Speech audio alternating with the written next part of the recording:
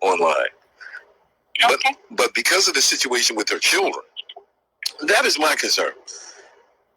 Right, but she stated that the children are not currently in her care. Right. Okay, so that sounds like that's a plus. No, that is a plus, but they're openly trying to devise a way to get them back. This is it's obscene. Okay, it doesn't mean that it will work, right? No, I totally agree. I just want to make sure somebody there understands that this woman is playing. She is not putting the welfare of herself or her children into consideration. She has a new addiction, which is going to be social media and the attention that it brings. So I just want to make you aware of it. Again, my name is Mr. Cannon. I can give you my phone number if you have any more questions. If you would like, her name is going to be. You know what? Go ahead. I'm sorry. No, I was going to give you the. I had a phone number for her once upon a time, but that number has changed since then. I do have. She's 45 years old. And I do have the YouTube channel that I think somebody from CPS should monitor. Whomever is handling her case, I think it has to be. I would love to see a mother reunited with her child, but she's not going to get any help unless it's mandatory. And I think whoever's going to be presenting the case for reunification, she has to back up from this YouTube thing and get inpatient treatment mandatory, because she went in to trick the population. Online, she presented that she went to rehab.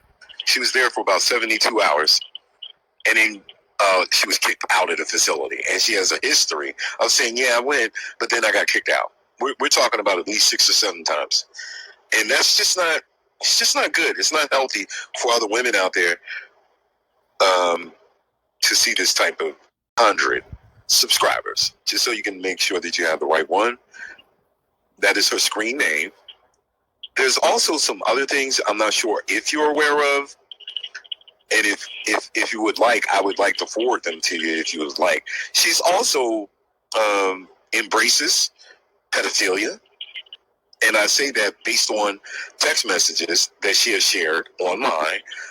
She described where she was molested as a child, and people were saying to her, "Hey, that's not good," and I think the message says it specifically that if, men who molest children in jail have a really, really bad time.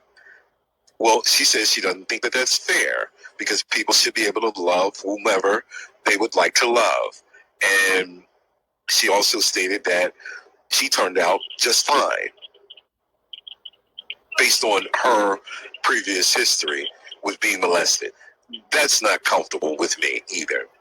And then there was also some information that was put out there with her admitting that she had, and you have to forgive me, this is very, very sick. She also presented information that she had slept with a dog. This is ridiculous. I've heard about these things, but to see this stuff spoken about openly online is tragic. And my concern is for any child to be exposed to that mindset. I'm quite sure she may care for her children, but I don't think that she is in the right state of mind for herself or anyone who would rely on her. And if you would like, I can send you that information. We had to download it, and these are her text messages that she shared with other people. You have screenshots of the text messages? Yes. Okay, so what I'll do is I'll notate here that you have screenshots of the messages, and then if the social worker needs that, then they can reach out to you. Yes, and then you guys make your own decision from there. That is my concern, and now I'm done with it. Do you know what city she lives in? Riverside County? Riverside, yes. The city of Riverside? She describes it close to the desert. I'm not too familiar. Again, I'm on the East Coast. Okay. Your name again? I didn't catch it. Mr. Cannon. Cannon. And your phone number?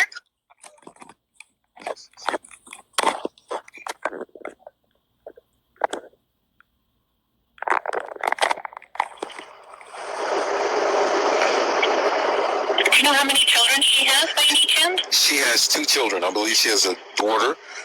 The oldest would be 16, and a younger son that would be 6 or 7. And then there were things with that was said, but I don't have any evidence of it.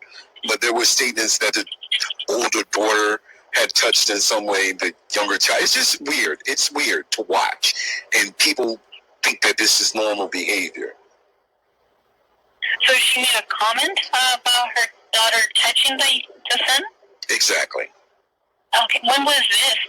I don't have it, so I don't want to really address it, but this is how sick and morbid it really is. It's heartbreaking. We have tried to encourage her to go and get real help, but she just doesn't want it. And I would also like to provide a link to another video where she gives her philosophy on being an addict. And it's sick. And she describes being in and out of treatment facilities for 20 years. But yet, I got that. Yeah, okay. Great. It's just sick. So her mentioning that her daughter touched a younger child, was that in messages or on I don't one of her have videos? that was in a video. I think subsequently, because of the pushback on it, it was taken down. But that was stated. You might want to talk to the older child. If it did happen, that older child would be the one to talk to. Even if it's just a rumor, it just needs to be covered. Better safe than sorry.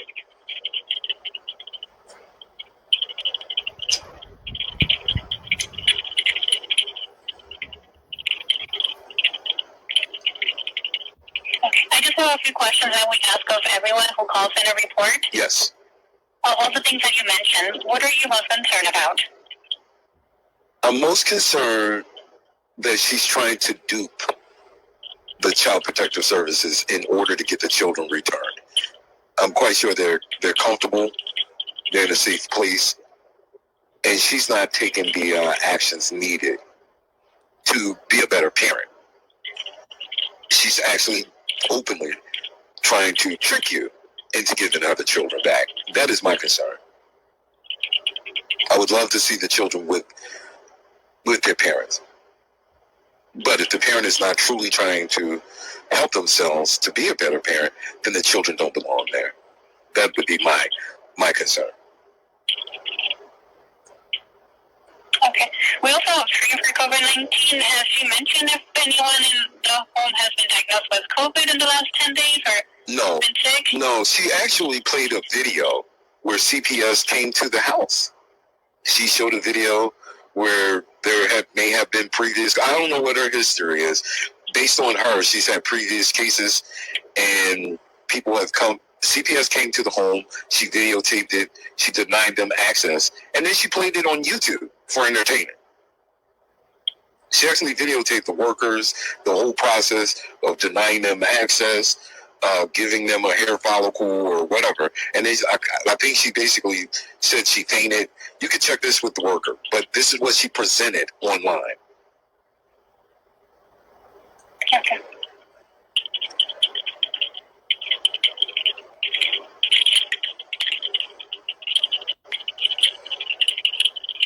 Okay, I will go ahead and take this information and see what we can do, okay? All right, thank you very much. I'm going to wash my hands of it at this point. Thank you so much. Okay. Thank you. Have a good day. Goodbye. Now, if you think I'm fucking around, I'm not fucking around. All right? Now, don't say I'm the reason that your children are gone. I may not be the reason that your children come back. Okay? Now, you want to be a childless woman like Tracy and Kimmy? Fine. Fine. You want to get high and be a bad representative of a sober person? Fine. You want to listen to knuckleheads all day? Fine. You want to be a joke? Fine. I'm cool with that. I don't care no more. Now, I'm going to wash my hands of you. Now, I'm done with you. You don't exist anymore. If you die tonight or tomorrow or next week, I won't give a damn. I've tried to help you. I've tried to be a friend. I've tried to be there. But you know what? No. They can have this. It's all good. It's all good. But at the end of the day, if you don't care enough about your kids to stop getting high and stop being a habitual liar, you don't deserve them. How about that part? This ain't no game.